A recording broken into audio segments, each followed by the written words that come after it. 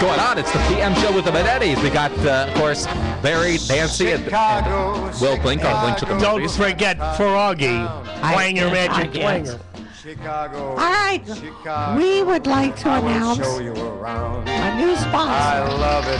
Bet your bottom dollar you lose the blues. That's right, folks, and boy, are we proud to tell you about Gibson's. It's the greatest steakhouse, not only in Chicago. To me, it's the greatest steakhouse in the world. Gibson's Steakhouse has been there since I was a young guy, before I ever left for Hollywood. And the people there were very, very nice to me. It was always the top echelon in there. And I'm so pleased to say that they are with us now. Gibson is the only steakhouse in the country with its own USDA designation, U.S. Gibson's Prime Angus.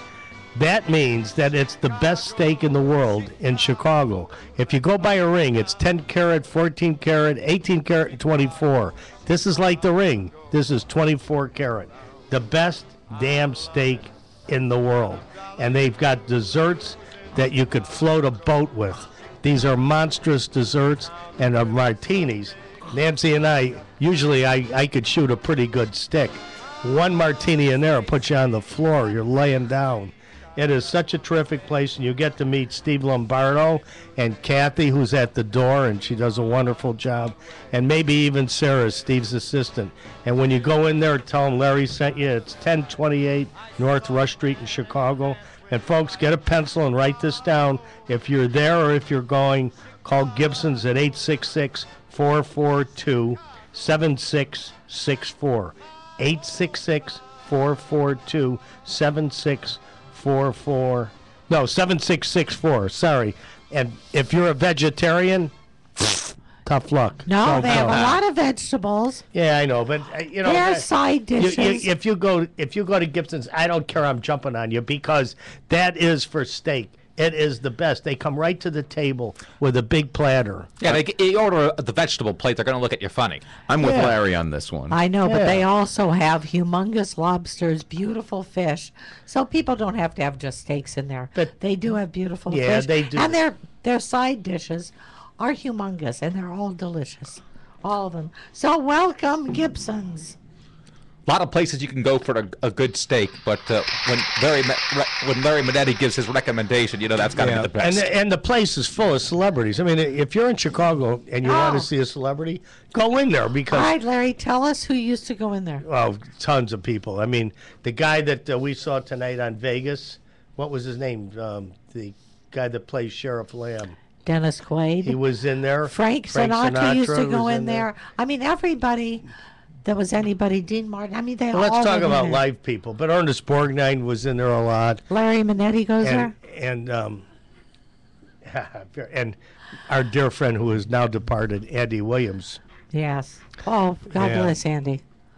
Well, I wish him the best up there, and we love you, buddy. I'm sure he's singing for everyone. And of course, many years of entertaining everybody, from the specials on television to the live performances and concert. I mean, just an all-around great guy. This guy was one hell of a singer. Oh, fabulous! Yeah, an icon. His version of Moon River again can't be duplicated. Well, I remember Frank saying, because I asked him, I said, "Is there anybody out there that you would be worried about that could catch up to you or be?" right there with you. And he said, yeah, Andy Williams. Wow. And he, and of course, Moon River was Henry Mancini's song. Yeah. Written by wonderful Mancini. Yeah, Henry. Hey, it looks like our guest is on the line. Let's find out. Maybe our guest is kind of ever attempted to carry a note. Let's welcome our guest to the program, David Preval. Hey, David, welcome. David, what are you doing? Welcome to the Manetti program. Larry Manetti. Yeah. Oh my God, is this going to be? Old time week. Yeah. What's doing, babe? How are you? I have bronchitis. You want to know the truth? I have bronchitis. I went to the doctor this morning. He X-rayed me with every orifice you can look at, and you got bronchitis. Get back to bed. Oh, I'm so sorry. Well, we won't keep you long then. But I want to say it's a real honor and a privilege, and I was telling Nancy and Will and everybody here that you are a consummate actor. You never stop working, and that Hold on, someone's just sticking a sign in my face. Oh, no, I'm putting the picture of David's picture on the camera so people can see. Anyway. Hi, David. This is Nancy Manetti. How are you? Hi. Hi. Hey, not too bad to start your career with Mean Streets, huh? Mean Streets was a nifty way to begin. Yes, it was. Wow. How did that come about, David? Oh, that's a great story, actually. You got enough energy and chutzpah in you to spill it out? Yeah. It's a good story because Marty Scorsese first went to Jon Voight to do the Harvey Keitel role because they both shared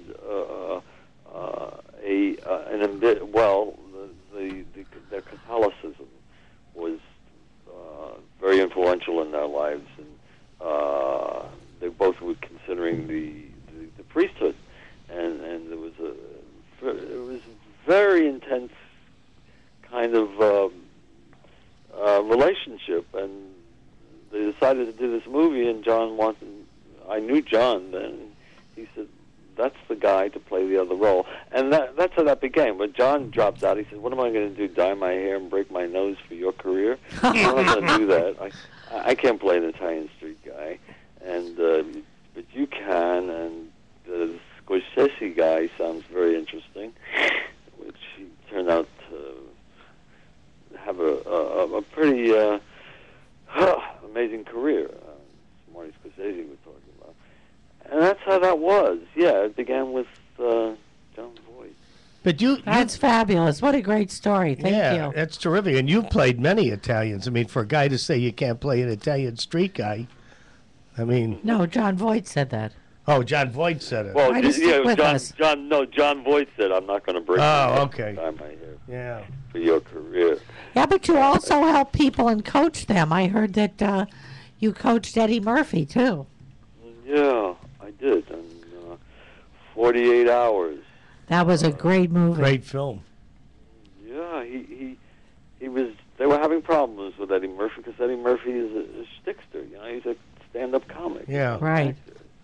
There's a difference. You know that, Larry. I mean, there's a difference between working the audience and knowing how to bring the camera to you. Yeah. Or allowing, you know. And so he didn't know the difference then. At the end, they called me because I had coached on another actor. At the time, I was just concentrating on coaching. I kind of stepped back from acting. And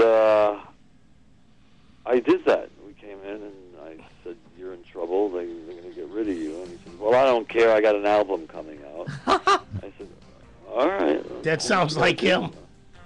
Yeah. It was very... he ran into my house without knocking on the door, and he had a TV guide cover. And I got the TV guide cover, and my wife looks up, and here's this black kid ran into our house screaming, I got the TV guide cover, and I came out of my... Very funny story. Getting a little Hollywood history here on the PM show with the Manettis. Hey, David, would you mind hanging with us through the break? We'll keep you just a little bit longer, find out what's happening, kind of what you got going on, and where people can kind of check you out. I'm Paul Stern, it looks like I'm in for Eric Hines and Michael Horn today. You're here, period. Kind of third string, but I'm taking it. We love you. There is no third string when you're in the pilot's captain's seat. Hey, it's the Manettis, and he said it.